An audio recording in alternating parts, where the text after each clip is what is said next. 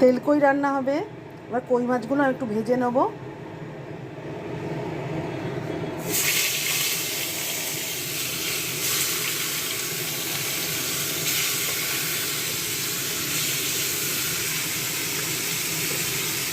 মাছগুলো ভাজা হয়ে গেছে, খুব ভালো করে ভেজে নিয়েছি।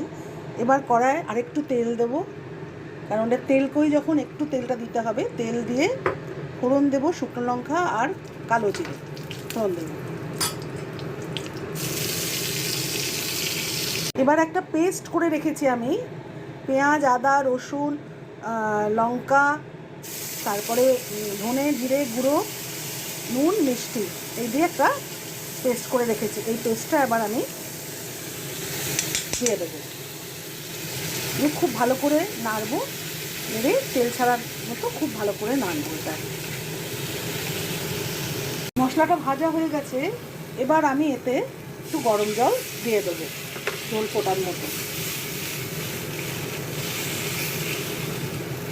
একটু ফুটে উঠুক, তারপরে মাছগুলো ছাড়বো। ঝোল ফুটে উঠেছে, এবার আমি একে একে মাছগুলো দিয়ে দেবো। মাছগুলো একটু সেদ্ধ হবে।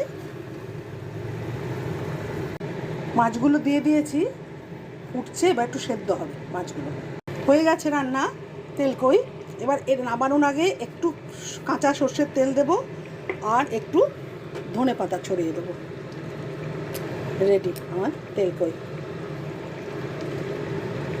আমার তেল কই।